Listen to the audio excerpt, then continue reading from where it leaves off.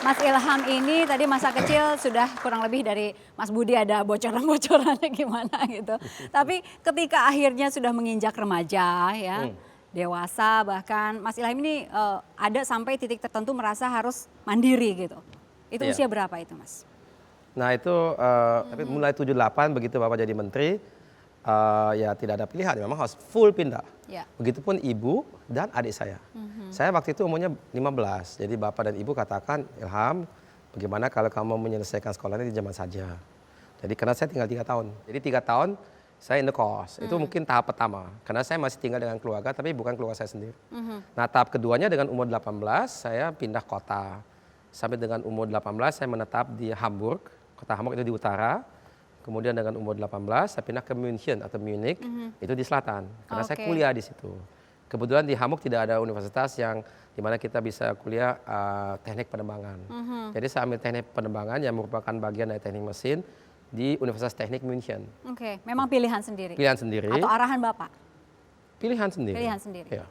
Oke. Karena gini, kalau arahan Bapak mungkin saya diminta kuliah di Aachen, di mana saya lahir.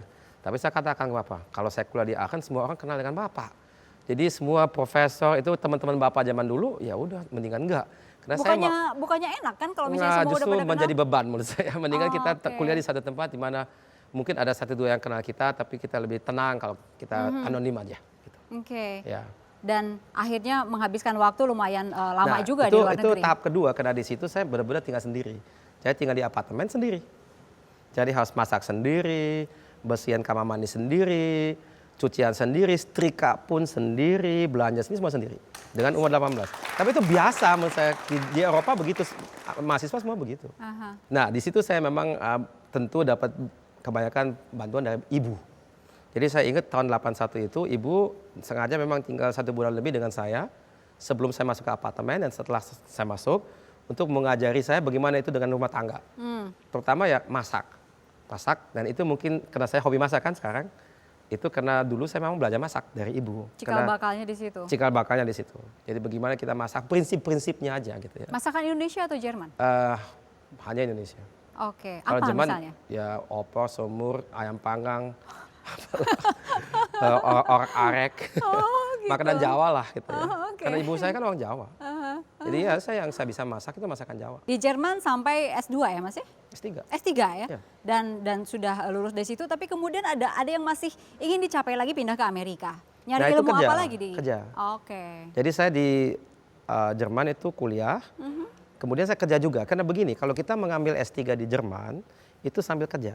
Jadi saya tuh dapat posisi sebagai kurang lebih kayak dosen dan sekaligus asisten dari profesor di Institut Mechanica Fluida di Universitas Teknik München. Namanya Profesor Laschka. Dan di situ saya punya tugas, ya pertama saya membina dan membimbing mahasiswa. Saya bantu profesor dalam memberikan kuliah. Saya juga memberi kuliah sendiri, tapi biasanya itu ke pelatihan. Jadi bukan teorinya, tapi bagaimana menerapkan teorinya. Pernah juga menguji orang yang satu ini? Iya. Iya Mas, Iwan. iya Mas. Bener nggak? Halo Mas Iwan Chandra, apa kabar? Bener nggak? Jadi Mas Iwan Chandra ini hubungannya waktu itu antara apa? Murid dan junior senior atau gimana Mas Iwan? Ya saya sempat tinggal di Jerman 10 tahun. Jadi kenal Mas Ilham sebagai dosen. Oke. Jadi Ilham dulu dosen saya di Mechanical Fluida. Ya. Jadi ya ujian juga, jadi Ujian juga ya? ujian juga, habis itu ya setelah sekolah jadi juga bikin disertasi. Jadi guru pembimbing juga di teknik pendingin saya. Ada satu tema sebelum kita bikin master degree-nya. Killer nggak? Atau Ya, street. Mas, kenapa pilih Mas Ilham sebagai guru pembimbing?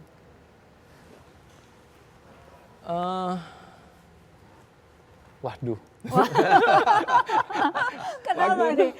Waktu itu Kenapa? Apa karena di belakangnya ada nama Habibie gitu? Atau? iya deh, itu pasti tentunya satu kehormatan bisa jadi muridnya ya. Atau Tapi ada hal lain? tentu itu ada syarat-syaratnya gitu ya. Syarat-syaratnya kita boleh milih program judul-judulnya itu, dan kebetulan ya waktu itu Mas Ilham ada kebutuhan untuk cari pelajar waktu itu untuk temanya Iya. S3-nya ya. Oke. Mas mungkin kan murid bimbingannya nggak cuma satu kan? Banyak kan? banget, puluhan. Tapi untuk Mas Iwan ini, apa sih kecocokan di antara Mas Ilham dan Mas Iwan ini? Wah, gimana Man? Oh, ya dari dosen jadi tenis partner. Kita main tenis sama-sama. Oke, tenis. Tenis. Yang suka terus. menang siapa kalau main tenis? Oh dia lebih bagus main. Mungkin sekarang nggak lagi sudah. Ilham secara pribadi apa? Ada harapan khusus Mas Iwan? Ya saya harap Mas Ilham bisa lebih punya kesempatan lah. Ini satu sosok pribadi yang bisa berguna pasti untuk bangsa kita lebih banyak. Perlu Ya. masuk ke pemerintahan nggak? Saya bukan orang politik, tapi ya harusnya kalau mungkin dengan kapasitasnya Mas Ilham, saya yakin bisa bantu bangsa kita. Oke. Ya. Soalnya pernah ada rumor bahwa Mas Ilham ini mau masuk kabinet, tapi pernah ada yang nawarin ya Mas ya?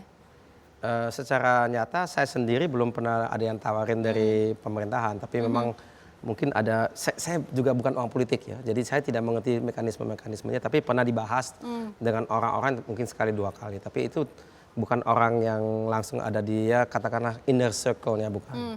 Jadi Secara saya nggak tahu ya.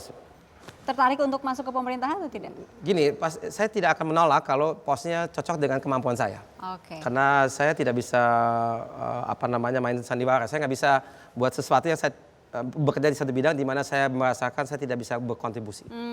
Jadi kalau buat saya itu ya yang wajar buat saya hal-hal yang terkait dengan teknologi, dengan industri, dengan inovasi, dengan kayak gitulah kurang lebih. Oke. Ya. Oke.